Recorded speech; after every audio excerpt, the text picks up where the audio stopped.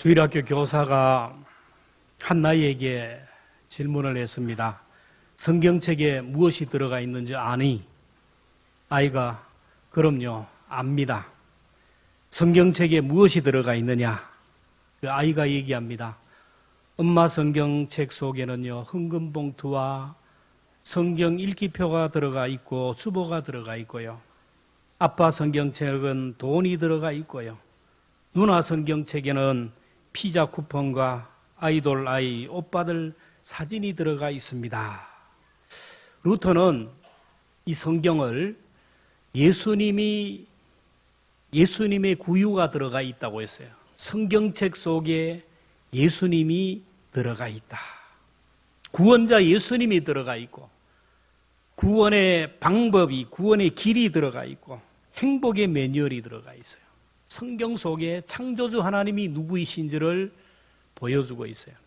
성경을 보면요, 우리의 구원자 예수님이 누구인지, 어떻게 해야 구원을 받는지를 말씀하고 있습니다. 성령 하나님이 어떻게 사역하고 있는지를 알게 되고요. 어떻게 하면 우리가 이 땅에서 복을 받으며 살아갈 것인지 축복의 비밀에 대해서 말씀하고 있어요. 여러분, 성경이 없다고 생각해 보세요. 예수님을 알 수도 없고요. 구원을 받을 방법도 없고요. 어떻게 살아야 될지를 알지 못해요. 그래서 성경은 세상 끝날까지 여러분 사라지지 않고 1.1핵도 더하거나 뺄 수가 없어요. 중국의 진시 황제가 분서갱유를 했어요. 역사적으로. 자기가 독재를 하기 위해서 정치적인 장애물들을 제거하기 위해서 농업, 먹고 사는 농업에 대한 책, 그리고 사람이 살아야 될 의학에 대한 책, 점을 치는 복술에 대한 책을 빼고 그 위에 철학이나 사상이나 모든 책은 모아서 불태워버렸어요. 그리고 유생들, 지식인들을 다 모아가지고 땅에다 생매장을 시켰어요. 사람들의 의식을 깨우는 책들을 불태우고 사람들의 의식을 깨우는 지식인들을 다 생매장을 시켰어요. 그렇다고 해가지고 의식이 나가는 게 아니에요. 이와 같이 역사 이래로 성경을 없애려고 하는 무리들, 교회를 박멸하려고 하는 무리들이 얼마나 많은지 몰라요. 중국의 모택동이가 문화 대혁명이라는 미명하에 이 땅에 있는 모든 성경책을 모아서 불태워버리고 기독교인들을 숙청을 했어요. 지하교회에 있는 성도들도 성경을 갖지 못했어요. 그래서 극동방송에서 자정부터 성경을 중국어로 읽어주었는데 이것을 열심히 받아 적은 중국인이 있었어요. 요한계시록 22장까지 다 받아 적었는데 사무엘상 15장 부분에서 받아 적다가 방송에 문제가 있어서 적지를 못했어요.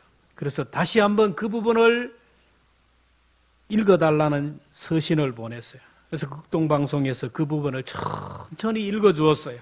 답신이 옵니다. 할렐루야, 하나님께 감사합니다.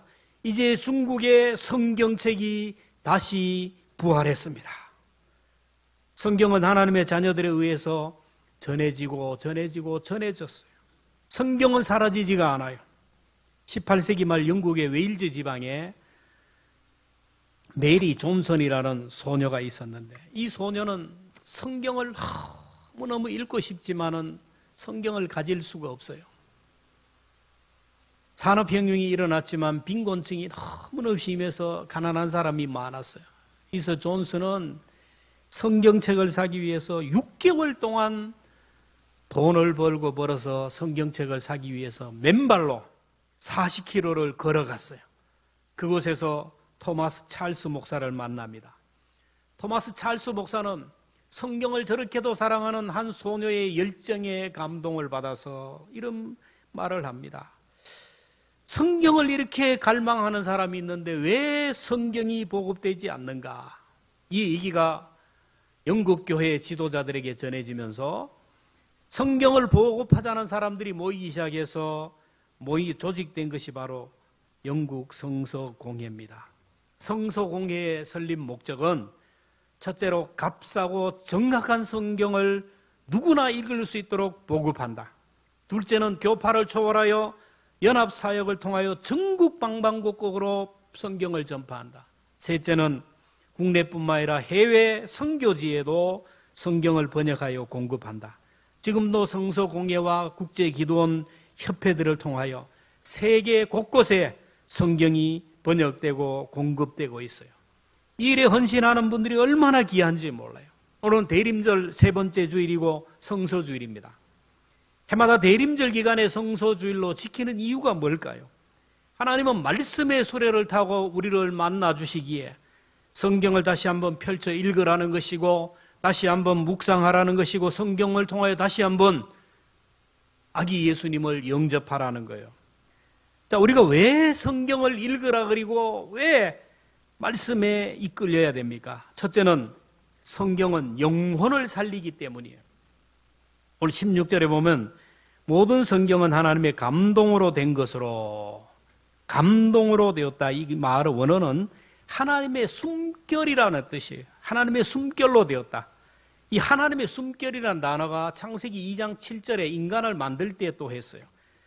자, 창세기 2장 7절에 보면 여호와 하나님이 땅의 흙으로 사람을 지으시고 생기를 그 코에 불어넣으시니 사람이 생명이 된지라. 진흙을 하나님께서 이겨서 사람으로 만들었어요. 이때까지는 여러분 흙으로 만든 인형이에요. 생명이 없어요. 근데 거기에 하나님이 코에 생기를 불어넣었는데 이 생기를 원어로 니시맛 하임이에요. 하나님의 호흡, 하나님의 숨이에요. 흙으로 만든 그 인간에게 하나님의 숨결이 들어가자 사람이 살아났다라는 거예요. 이와 같이 성경은요, 하나님의 생명의 숨결로 만들어졌기에 이 성경을 읽는 자와 이 말씀을 듣는 자에게 하나님의 숨결이 들어감으로 인하여 그 영혼이 살아날 줄로 믿습니다. 그래서 하나님의 말씀을 생명의 말씀이고 생명의 양식이라는 거예요. 여러분, 성경은 하나의 책이 아닙니다. 살아계시는 시퍼렇게 살아있는 말씀이에요. 그래서 14장 12절 보면 함께 읽습니다. 시작. 하나님의 말씀은 살아있고 활력이 있어 좌우의 날새 넣은 것보다 예리하여 혼과 영과 및 관절과 골수를 찔러 쪼개기까지 하며 또 마음의 생각과 뜻을 판단하네. 오늘 장로님 기도했는 것처럼 하나님의 말씀은요, 좌우의 날쌘 검이에요. 우리가 끊지 못하는 것을 끊어버려요. 가게 흐르는 저주도 끊어버리고 잘못된 습관도 죄의 습관도 끊어버려요. 그래서 우리의 영혼을 쪼개고 수술하는 거예요. 그래서 말씀을 들을 때 찔림이 와요. 말씀을 들을 때 막 뜨끔뜨끔하고 찔림이 오고요. 아픔이 있고 죄책감을 느끼고 부담스러워요. 나를 지금 수술하기 위해서, 나를 살리기 위한 하나님의 말씀이에요. 여러분, 성경을 소설이나 문학작품과 같이 비교하면 안 됩니다. 문학작품을 읽으면요, 얼마나 감동해요. 저도 학교 다닐 때 김동리의 그 문학작품을 성경의 맛을 미리 알았더라면 성경의 맛을 보기 전에 막 소설을 너무 많이 얼마나 소낙비나 뭐 배너나 얼마나 많은 그 고전을 읽었지만 읽으면요 감동을 받아요. 와, 감동이 돼요. 어떤 때는 막 눈물이 나요.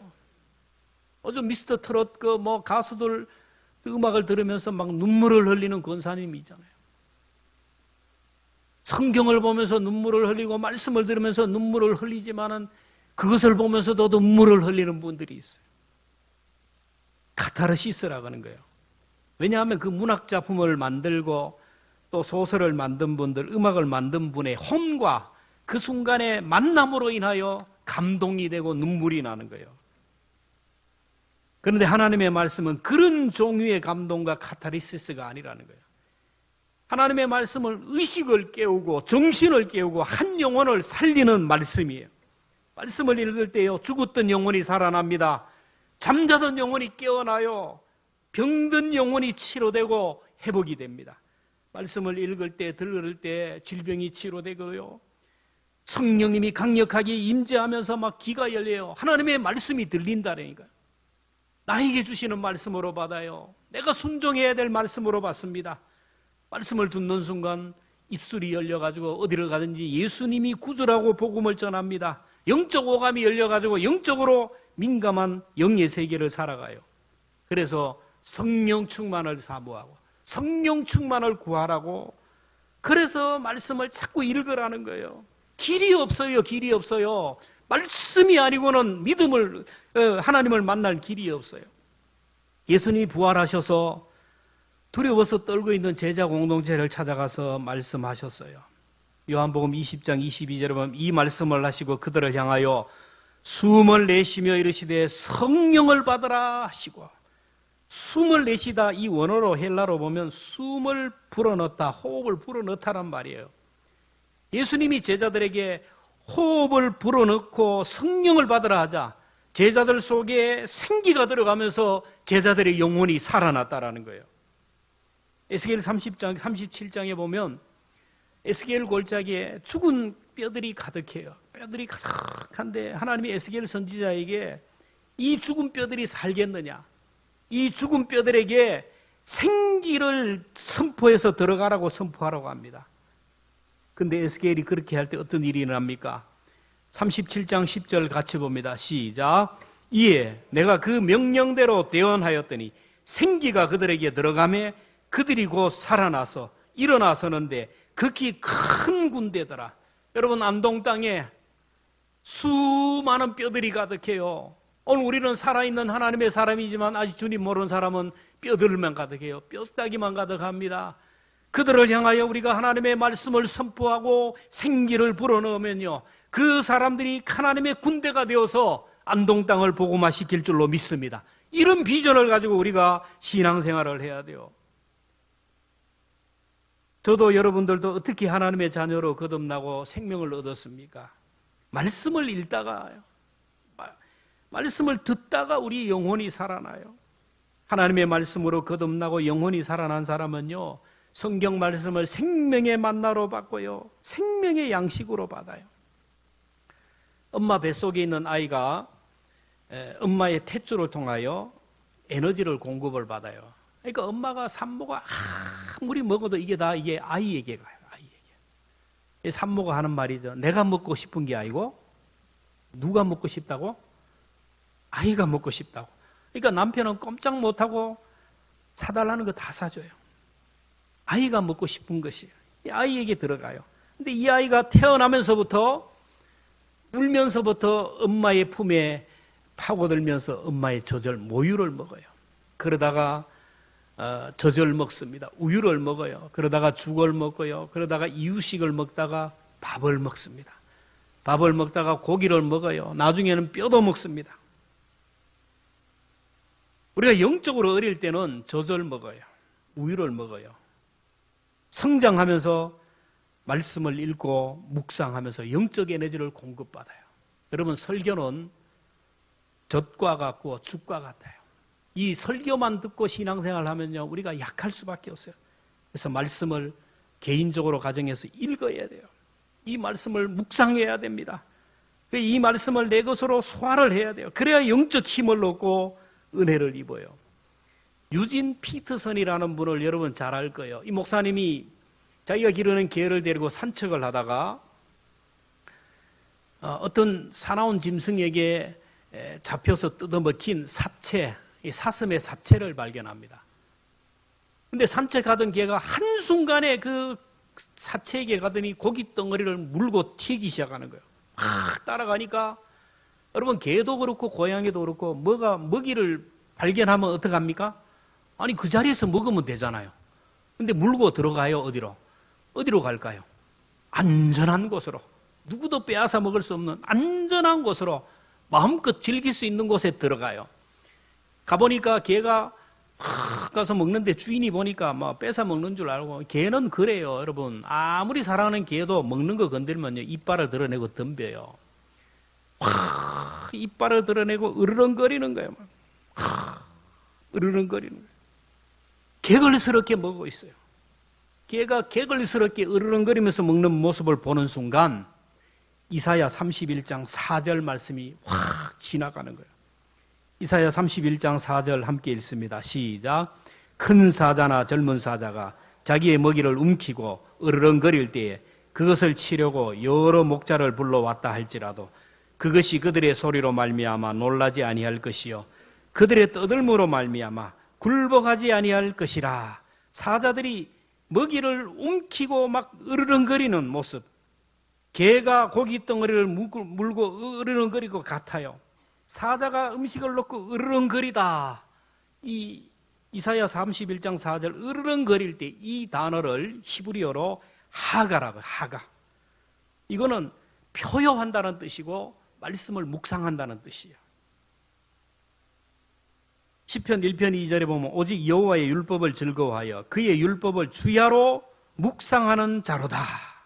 여기서 묵상이라는 말이 바로 하가라는 뜻이에요. 여러분, 묵상 그러면 우리가 조용히 앉아가지고 명상하듯이 하는 게 아니에요. 묵상이라는 것은 생명의 말씀을 내가 막 내 것으로 받아 먹는 거예요. 하나님의 말씀을 내 것으로 받아 듣고 이 말씀대로 살려고 몸부림을 치는 것이 바로 묵상이에요. 짐승이 먹잇감을 물고 으리렁거리는 거 먹는 거와 말씀을 묵상하던 단어는 똑같은 하가예요. 개가 먹을 때 방해를 하면요, 주인에게도 되돌아요 물습니다. 사자가 고기 덩어리를 가지고 으르렁거릴 때 목자들이 왔어요. 자기가 기르던 양을 와서 삼켜갔으니까 목자가 올 거 아니에요. 오니까 막 매를 가지고 막 해도 목자가 아무리 소리 질러도 소용이 없어요. 이미 내가 잡은 거는 놓지 않고 내가 다 먹어버리는 거예요. 여러분, 장군의 아들 보셨어요? 거기 보면 김두한이라는 소년이 거지였어요. 어릴 때는 다리 밑에 다니면서 거지였어요. 너무 배가 고프니까 길을 가다 보니까 빵집에 만두가 맛있게 익어요. 저 먹어야 되는데 돈은 없어. 가더니만은 뚜껑을 열어 제키고 만두를 먹기 시작하는 거예요. 개걸 세게. 그러니까 주인이 딱 나와 보니까 이거 뭐 이 거지가 막 돈도 없는 거지가 먹으니까 막 두드려 패기 시작하는 거예요. 그러니까 만두를 양손에 잡아가지고 땅에 확 굴렀는데도 먹는 거예요. 계속 두드려 맞으면서 두드려 패도 끝까지 자기가 잡은 걸 먹는 거예요. 그래서 군에서는 먹고 잠잔 것만 남는다. 그래서 무조건 먹어요. 먹는 것만 남는다는 거예요. 우리가 하나님의 말씀에 대한 사모함이 있어야 돼요. 하나님의 자녀라면, 영적으로 살아있다면 생명의 양식을 사모하는 거예요. 이 하나님의 양식, 이 음식을 먹는 데에서는 누구도 방해받지 않는 장소에서 말씀을 하가하는 거예요. 말씀을 묵상하는 겁니다. 누구도 방해하지 못해요. 오늘 주일날 하나님의 말씀을 공급받는 이 11시 누구도 방해하지 못하잖아요. 와가지고 하나님의 말씀을 하가하는 거예요. 여러분 집에서도 하루에 1시간 여러분 그 누구도 방해하지 못하는 하나님과 대면하는 영의 양식을 공급하는 그 하가가 있어야 된다는 거예요. 요즘 외식을 하면 먹다가 나는 음식을 다 가져가죠. 집에 가서 먹으려고 하는 게 아니고 누구 주려고? 집에 있는 식구 주려고. 집에 있는 개를 가족처럼 생각하는. 그래서 엄마 그래. 자기가 엄마라 그래. 근데 개에게 먹을 음식을 다 가지고 가면 이 개가 얼마나 후각이 발달된지 가면 대번 알아차립니다. 꼬리를 막 흔들면서 시작하면서 달려오는 거예요. 그러면 그걸 다 내놓으면 어떡합니까? 주인에게 은혜로 받았는데 막 주인이 뭐라고 하면 난리가 나요. 으르렁거리면서 막 개걸스럽게 먹는 거예요. 여러분 우리가 이런 것을 보면서 하나님의 말씀에 대한 사모함, 목마른 사슴이 시냇물을 찾듯이 여러분 하나님의 말씀을 사모하고 그 말씀을 공급받기 위하여 우리는 영적 몸부림을 해야 돼요. 영혼이 살아있다면 이렇게 된다는 거예요. 오늘도 하나님의 말씀을 읽기 위해 말씀을 듣기 위해 교회에 온 것이 아닙니까? 여러분 말씀을 묵상하고 말씀을 하가하는 살아있는 영혼이 되기를 주의 이름으로 축원합니다. 두 번째, 우리가 말씀을 읽어야 되고 말씀의 이끌림을 받아야 되는 것은 이 말씀이 영혼의 내비게이션으로 우리를 천국으로 인도하기 때문이에요. 자동차마다 내비게이션이 다 있어가지고 내비게이션에 목적지만 탁 치면 내비게이션만 따라가면 목적지에 가요. 우리의 최종적인 삶의 목적지가 어디입니까? 왜 예수를 믿습니까? 베드로전서 1장 9절에 보면 믿음의 결국은 곧 영혼의 구원을 받음이라. 예수 믿고 천국 가기 위하여 우리 교회 다니는 게 아닙니까? 이거 없으면 누가 교회 다녀요? 예수 믿고 천국 가는 거, 이게 우리의 삶의 최종 목적이에요. 천국 가기 위해서는 말씀의 내비게이션을, 안내를 받아야 돼요. 그러면 말씀의 내비게이션이 우리를 천국 가는 경로로 안내합니다. 시편 119편 105절에 보면 주의 말씀은 내 발의 등이요 내 길의 빛이니이다. 내비게이션 따라가면요, 잘못된 길로 가면 시끄러워요. 막 경고음이 심하고요. 막 깨도세요. 잘못 가면요, 유턴하라고 계속 돌아서라고. 극허브입니다. 과속입니다. 구간 단속 기간입니다. 여러분, 우리가 천국 가는 인생의 순례의 길에 말씀 따라서 가고 말씀에 순종하면요, 우리 인생이 순적하게 돼요. 복잡한 게 하나도 없어요. 말씀을 떠나서 세상으로 자꾸 가고 인본주의를 따라 살아가고 내 감정과 내 기분으로 살아가면요, 시끄러워요. 내비게이션이. 여러분, 우리가 목적지를 벗어나면요, 내비게이션이 시끄러워요. 여자가 시끄럽게 계속 땡땡 돌아서라고 와라. 양심의 가책을 받기도 하고 내 마음이 두렵기도 하고 막 온갖 것들이 그래요. 오늘 16절에 모든 성경은 하나님의 감동으로 된 것으로 교훈과 책망과 바르게 함과 의로 교육해 유익하다. 교훈이라는 것은 하나님이 누군지를 보여줘요. 내가 누군지를, 어떻게 살아야 될지를 교훈한다라는 거예요. 책망은 그야말로 거울로 내 죄를 비춰주어 가지고 책망을 하는 거. 봐라, 말씀의 빛으로 우리 내면의 깊은 죄까지 드러나게 합니다. 믿음 생활을 하다 보면요, 내 생각과 하나님의 생각이 다른데 내 길로 가면요, 양심이 가책이 돼요. 마음이 괴로워요. 불안합니다. 초조합니다. 이러면 안 되는데, 이렇게 기도 안 해서 안 되는데, 내가 이렇게 살면 큰일 나는데, 영혼의 내비게이션이 지금 우리를 경고하는 거예요. 바르게 함이라는 것은 비뚤어진 마음과 삶의 길을 다시 세우는 거예요. 우리가 예배를 드리면서 말씀을 듣다가 보면, 읽다가 보면 잘못된 생각이 착착 교정될 수가 있어요. 쓰러진 인생을 세우는 은혜로운 말씀이에요. 의로 교육함이라는 것은 의로우신 하나님이 우리를 교육한다는 거예요. 그래서 내비게이션 안내받으면 목적지에 가요. 여러분, 말씀 따라 살아가고 성령의 인도함 따라 살아가면 반드시 천국에 들어가요. 천국 들어갈지 안 갈지 걱정할 게 하나도 없어요. 그저 시간이 되면 하나님 앞에 예배드리고 말씀에 순종하는 삶을 살고 성령의 인도함 가운데 잘 살아가면요, 언제 내 생명이 끝나는지 몰라요. 의사가 준비하라 그래도 자식들이 장례 준비를 하고 별의별 얘기다 걱정할 것이 없어요. 마지막에 눈을 딱 뜨면 천국에서 눈을 뜨게 될 줄로 믿습니다. 말씀의 내비게이션의 안내를 받아야 돼요. 내 기분대로 내 감정대로 살아가는 사람은요, 마지막이 보장이 안 돼요. 그리고 하나님이 원하는 최종 목적은 천국이지만 그 다음에 하나님이 원하는 목적지가 뭐냐 하면은 하나님의 사람으로 천국 백성답게, 천국 시민답게 하나님의 형상을 닮아가는 사람을 만들어내는 거예요. 이 17절에 보면 이는 하나님의 사람으로 온전하게 하며 모든 선한 일을 행할 능력을 갖추게 하려 함이라. 하나님의 자녀다운 성품, 예수님을 닮은 성품의 사람으로 만들어간다라는 거예요. 근데 사람들은 말씀의 내비게이션 보지 않고 자기 소견에 오른 대로 기분 따라 감정 따라 막 인본주의로 살아가요. 그러다가 넘어져요. 그러다가 쓰러지고 그러다가 다치고 상처의 흔적만 남깁니다. 여러분, 우리가 살아갈 인생길에 순풍에 돛달듯이 쫙 가는 게 아니에요. 말씀의 인도함 따라가지만은요, 우리를 혼란하게 하는 요소들이 많아요. 운전을 하고 가다가도 내비게이션 잘 보고 가다가도 차 안에서 어떤 감정을 가지고 어떤 기분이 상해가지고 막 이렇게 감정을 가지고 이렇게 막 이렇게 다투다 보면요, 즉 다른 길로 갈 수 있어요. 여러분 그런 경험 안 해봐요? 또 막 차에서 운전을 막 하고 막 같이 웃고 막 즐기다 보면 택가닥하고 넘어가는 길이 있어요. 오늘 디모데후서 3장의 1절 이하에 보면요, 우리가 천국 향하여 가고 내비게이션 따라가지만은 우리를 유혹하고 우리를 혼란하게 하는 일들이 너무너무 많다라는 거예요. 디모데후서 3장 1절부터 5절까지를 좀 길지만 함께 읽습니다. 시작. 너는 이것을 알라.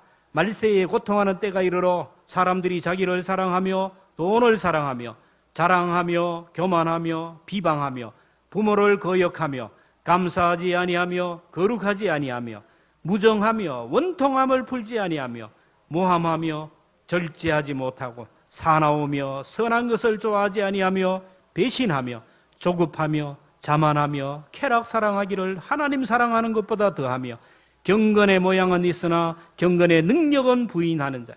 이 같은 자들에게서 내가 돌아서라. 여러분 이 현상들이 지금 우리가 사는 세상에 나타나지 않나요? 여러분의 삶 속에 내 속에 이런 것이 없나요? 이렇게 혼란스러운 세계에 살아가지만은 하나님의 말씀에 집중하고 말씀 따라 살아가면 하나님의 사람으로 예수님을 닮은 성품의 사람으로 성령의 9가지 열매를 맺힌 그런 사람으로 만들어간다는 거예요. 하나님의 말씀의 내비게이션에 집중하여서 하나님의 성품을 닮아가고 예수님의 성품을 닮아가고 그래서 마지막에 천국에서 다시 만날 수 있기를 축원합니다. 마지막으로 우리가 말씀을 따라 살아야 할 이유가 뭡니까? 믿음이 자라기 위해서요. 우리가 믿음으로 구원을 받고 믿음으로 천국 가고 믿음으로 복을 받아요. 우리는 예수님을 이미 믿음으로 고백하고 하나님의 자녀가 되었어요.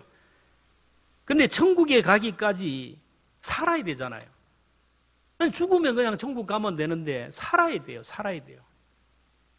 살다 보니까 시험도 있어요. 이겨야 돼요. 시련도 이겨야 되고 질병도 이겨야 되고 재정적인 문제도 극복해야 되고 자녀의 문제도 극복해야 되고 주님이 부르시는 그날까지 헤쳐나가야 할, 풀어야 할 문제들이 너무너무 많아요. 그래서 믿음이 있어야 되고 그 믿음으로 복을 받아서 그 복을 많은 사람들에게 흘러보내야 돼요. 그래서 믿음이 있어야 되는데 이 믿음은 말씀으로 성장한다는 거예요. 생명의 말씀을 먹어야 영혼이 살고 생명의 만나를 먹어야 믿음이 자라요. 여러분 우리의 먹거리가 여러분 많은데 옛날에는 없어서 못 먹었는데 요즘 너무 많아서 문제예요. 너무 가까이 있어요. 음식을 장만하기 위해서는 시장까지 가야 되지만은 안 가도 냉장고만 열면 냉장고에는 먹을 것이 너무 많아요. 여러분 하나님의 말씀이 너무 가깝다라고요. 로마서 10장 8절에 보면 말씀이 내게 가까워 내 입에 있으며 내 입에 있다 하였으니 곧 우리가 전파하는 믿음의 말씀. 여러분 하나님의 말씀이 얼마나 많은지 몰라요. 집집마다 방마다 막 하나님의 말씀이 있어요. 나를 천국으로 인도하고 내 믿음을 성장시키는 믿음의 말씀이 너무 가까이 있어요. 믿음을 얻기 위해서는 믿음의 말씀을 듣고 이를 읽어야 돼요. 믿음의 말씀이 내게 가까워서 그리고 믿음의 말씀이라고 그랬어요. 말씀은 우리에게 믿음을 주셔요. 로마서 10장 17절은 믿음은 들음에서 나고 들음은 그리스도의 말씀으로 말미암는다. 하나님의 말씀을 들을 때에 믿음이 생기고 하나님이 행하신 기적들을 들을 때 믿음이 생겨요. 여러분 사복음서를 보세요. 예수님께 나온 사람들을 예수님이 칭찬하죠. 내 믿음이 크도다. 내 믿음이 크도다. 믿음대로 될지어다. 이스라엘에 이만한 믿음을 본 일이 없다. 이 사람들이 예수님을 만나기 전에 예수님이 나왔어요. 예수님 앞에 나왔는데 이미 믿음이 있었대요. 자, 그들이 어떻게 그 믿음을 가졌을까요? 그들은 들었어요. 아, 예수님이라는 분이 오셨는데 하나님의 아들이라 그러더라. 인류를 구원한 메시아라 그러더라. 그분을 만나면 소경의 눈도 뜨고 이 소경들이 막 가슴이 뛰는 거예요. 나도 예수님 만나면 눈을 뜰 것이다. 안전병이가 일어나고 온갖 질병들이 치료될 것이다. 죽은 자도 살아났다. 이 예수님에 대한 소문을 들을 때 사람들이 가슴이 뛰어요. 나도 예수님만 만나면 문제가 해결될 것이라는 그 믿음으로 극복을 해요. 지붕을 뚫고 내려가고요. 뽕나무 위에도 올라가고 그 믿음을 보시고 예수님이 칭찬하셨어요. 그래서 우리는 복음을 듣는 사람들에게 복음을 전해야 돼요. 복음을 듣는 사람이 믿음을 얻어요. 로마서 10장 14절 봅니다. 시작. 듣지도 못한 일을 어찌 믿으리요? 전파하는 자가 없이 어찌 들으리요? 보내심을 받지 아니하였으면 어찌 전파하리요? 기록된 바 아름답도다 좋은 소식을 전한 자들의 발이여 함과 같으니라. 예수님의 소식을 전하면요 듣는 사람이 생겨요. 오늘 우리가 복음을 전하면요, 듣든지 안 듣든지 때를 얻든지 못 얻든지 복음을 전하면 누군가는 들어요. 누군가는 듣고 그 가슴이 뛰고 그 영혼이 살아나요. 여러분 여호수아 2장에 보면 정탐꾼들이 가나안에 들어가는 거예요. 정탐꾼들이 가나안을 정탐하다가 발각이 되어서 막 쫓겨요. 쫓기다가 기생 라합의 집에 피난을 합니다. 기생 라합은 정탐꾼들을 숨겨놓고 쫓아오는 군인들을 딴 곳으로 따돌립니다. 그리고 그 정탐꾼들에게 말하기를, 내가 당신들을 숨겨준 이유가 뭔지 아느냐? 너희들의 하나님 여호와를 내가 알고 믿기 때문이다. 자, 여호수아 2장 9절입니다. 함께 봅니다. 시작. 말하되 여호와께서 이 땅을 너희에게 주신 줄을 내가 아노라. 우리가 너희를 심히 두려워하고 이 땅 주민들이 다 너희 앞에서 간담이 녹나니, 당신들의 하나님 여호와를 소문을 듣고 나도 그렇고 가나안 사람들이 간담이 녹았다. 간이 막 쫄았다. 기가 죽었다라는 거예요. 2장 10절입니다. 시작. 이는 너희가 애굽에서 나올 때에 여호와께서 너희 앞에서 홍해물을 마르게 하신 일과 너희가 요단 저편에 있는 아모리 사람의 두 왕 시혼과 옥에게 행한 일, 곧 그들을 전멸시킨 일을 우리가 들었습니다. 출애굽을 할 때 10가지 재앙을 내리고 애굽의 바로 황제를 두 손 들게 하고 홍해를 육지같이 건너게 하고 광야를 오면서 아모리 족속들을 물리치고 멸절시킨 일들을 우리가 다 들었다. 그들도 정보원이 있거든요. 정탐꾼이 있거든요. 하나님의 백성들이 자기들을 향하여 온다는 소리를 들었어요. 간이 녹는 거예요. 큰일 났다. 애굽의 바로 왕도 두 손을 들었는데, 홍해도 육지까지 건넜는데, 그 아모리 사람 강한 사람들도 이스라엘 군대 앞에 집단 넘어가듯이 다 항복을 했는데, 그래서 그들의 소리를 듣는 순간 막 간이 졸여가지고 기가 죽었다라는 거예요. 여호수아 2장 11절에 보면 우리가 듣자 곧 마음이 녹았고 너희로 말미암아 사람이 정신을 잃었나니 너희 하나님 여호와는 위로는 하늘에서도 아래로는 땅에서도 하나님이시라. 하나님에 대한 소리를 듣는 순간 막 그들은 사시나무 떨들 떨어 큰일 났다. 이제 끝났다. 저들이 우리에게 돌아오면 우리는 망한다. 저들이 오면 우리는 죽는다. 그래서 막 그들은 막 두려움에 떨고 있다라는 거. 라합은 너희들을 선대한 이유는 바로 그거다. 가나안을 정탐할 때 나와 내 집을 선대하라. 여러분, 하나님이 가나안 땅에 정탐꾼을 보낸 이유가 뭡니까? 가나안의 정보들, 군사력, 이거 알아오라고 한 게 아니에요. 하나님은 그런 게 필요가 없어요. 이스라엘 백성들에게 믿음을 주시기 위해서 파송한 줄로 믿습니다. 이스라엘 백성들에게 전능하신 하나님이 우리와 함께한다. 여러분, 오늘 우리는 얼마나 능력이 있고 건세가 있고 하나님의 자녀의 건세가 있고 하나님이 우리와 함께하는지는 우리는 몰라요. 세상 사람들이 안다니까요. 가나안 백성들이 두려워 떨고 간이 졸여서 두려워 떨었다는 거. 가나안에 대한 그 소식을 듣는 순간, 그 소식이 전해지는 순간 이스라엘 백성들에게는 사기가 충천했어요. 두려움이 없었습니다. 그래서 하나님의 이름을 부르고 들어갈 때마다 가나안 땅은 뭐 전쟁도 뭐하고 그냥 백기를 들고 가는 곳마다 승리했다라는 거예요. 하나님이 오늘 우리에게 전도하라는 이유가 뭔지 아세요? 아이고, 나를 통하여 한 영혼을 구원하고, 자꾸 사람들은 그래요. 내가 뭐 힘이 있어야 전도하고 누구를 전도해. 전도를 부담스러워해요. 여러분, 하나님이 나를 통하여 한 영혼을 구원하고자 하는 뜻도 있지만 전도하라는 것은 내 믿음을 세우기 위하여 더 큰 하나님의 자녀로 세워주기 위하여 전도하는 거예요. 나를 통하여 영혼을 구원한다면 하나님이 계산을 그렇게 안 하겠죠. 저 같으면은. 하늘의 천군 천사들 몇 명만 안동에 동원시키면 다음 주부터 교회 안 가봐. 그래서 벼락을 막 쳐버리면요, 막 교회마다 막 발디딜 틈이 없이 올 거예요. 근데 하나님은 그런 하나님이 아니에요. 하나님은 생명이 연장해요. 엄마로부터 자녀에게, 자녀로부터 자녀에게 천사를 통하는 게 아니고 한 생명에서 생명으로 사랑의 관계로 이어지게 하는 거예요. 결국 우리가 그 영혼을 위해서 기도하고 그 영혼을 구원하기 위해서 열심히 노력하는 순간 내 믿음이 자라요. 내 믿음의 그릇이 커집니다. 하나님의 장부가 되어간다는 거예요. 교회를 섬기는 것도 마찬가지예요. 뭐 내가 교회를 뭐 섬기고 내가 뭐 일을 해가지고 교회가 기적이 일어나고 능력이 일어나고 저는 그런 생각 전혀 안 해요. 저는 기본 생각이 내 믿음을 위해서 하나님 목사로 세워주시고 천국 가기 위해서 목사로 세워주시고 내 믿음 세우기 위해서 교회에서 사역하게 하셨다는 거예요. 이거는 100% 저는 여러분 앞에 하나님 앞에 부끄러움이 내가 뭘 하는 거 아니에요. 하나님은 우리로 하여금 봉사를 통하여 내 믿음을 세우기 위해요. 여러분이 헌신하면서 믿음이 자라나요. 이 근본적인 이유를 알아야 되는데 이 성경의 역사가 그래요.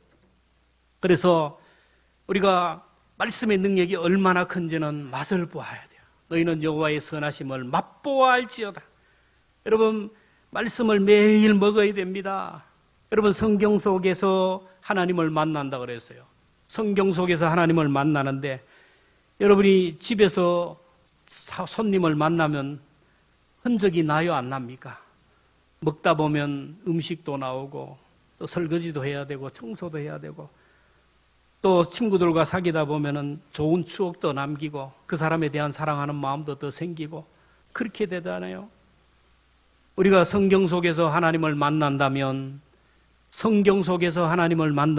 우리 삶 속에 하나님을 만나는 증거들이 흔적들이 나타나야 돼요. 성경을 읽다가 너무너무 감동이 되어서 눈물이 흐르기도 하고 성경을 또 읽다가 보니까 성경에 손때가 묻기도 하고 성경을 읽다 보니까 이 말씀은 내가 붙들어야 될 말씀 언더라인을 하기도 하고 암송하기도 하고 성경을 보면요 하나님과 나와의 추억의 관계, 사랑의 관계가 드러나요. 여러분이 언젠지 모르지만은 주님 앞에 부르시는 그날 여러분의 성경을 자녀들이 볼 거 아닙니까? 여러분이 제일 평소에 좋아하는 찬송이 무엇인지 말씀이 무엇인지 자녀들이 모른다면 그리고 여러분의 성경책을 영정사진 앞에 놓았는데 그 성경책이 아무런 흔적이 없다면 자녀들에게 무슨 감동을 남기겠어요? 손때 묻은 성경 그리고 빨간색으로 언더라인을 하고 내가 붙들고 순종했던 이 하나님의 말씀을 여러분 자녀들이 탁 보는 순간 어머니가 믿었던 하나님, 아버지가 믿었던 하나님, 어머니가 읽었던 그 성경 나도 읽겠다. 그렇게 가지 않겠어요? 하나님의 말씀에 맡겨야 돼요. 여러분 여행을 할 때 계열을 맡기거나 자녀를 맡길 때 아무에게나 안 맡기잖아요. 믿을 만한 사람에게 맡겨요. 바울은 순교할 때가 되었는데 사랑하는 성도들을 어디에 맡길까? 아무리 생각해도 맡길 곳이 없어요. 하나님의 말씀만이 우리 성도들을 천국으로 인도하고 그 믿음을 세우고 하나님의 말씀만이 하나님의 자녀들을 구원한다는 걸 알아요. 그래서 그는 이렇게 고백합니다. 사도행전 20장 32절 같이 봅니다. 시작. 지금 내가 여러분을 주와 및 그 은혜의 말씀에 부탁하니 그 말씀이 너희를 능히 세우사 거룩하게 하심을 입은 모든 자 가운데 기업이 있게 하심이라. 여러분 하나님의 말씀에게 의탁하는 거. 목사는 목회를 하면서 하나님의 말씀에게 성령에 의탁하는 거예요. 하나님이 저들을 붙들어 달라고. 제가 설교를 잘합니까? 예배학적으로 뭘 하면 아무것도 아니에요. 한계가 있어요. 나 말씀을 전합니다. 말씀에 의탁합니다. 이 말씀이 그냥 허공을 맴돌다 사라지지 않게 하시고 이 말씀이 저들의 혼과 영과 관절과 골수를 찔러 쪼개게 하시고 살아있는 말씀이 되게 하시고 이 말씀이 저들을 천국까지 인도하게 하고 이 말씀이 저들을 하나님의 사람으로 만들어 달라고 기도하는 거예요. 여러분들도 목사의 마음을 가지고 자녀들을 위하여 이런 마음을 가져야 돼요. 하나님, 우리 자녀들을 하나님의 말씀께 의탁합니다. 하나님의 말씀으로 붙들어 주시고 말씀의 종이 되고 말씀의 포로가 되고 말씀의 사람이 되게 해 주옵소서. 그리고 자녀들이 여러분을 생각할 때마다 우리가 늘 부르는 찬송 아닙니까? 199장 나의 사랑하는 책 비록 헤어졌으나 어머니의 무릎 위에 앉아서 평소에 엄마가 아버지가 성경 읽고 예배하는 그 모습을 바라보면서 나도 아버지처럼 어머니처럼 믿음의 길을 가겠다고 결단할 수 있는 믿음의 길잡이를 열어가는 여러분 되기를 바랍니다. 함께 자리에서 일어나셔서 199장입니다. 함께 찬양합니다.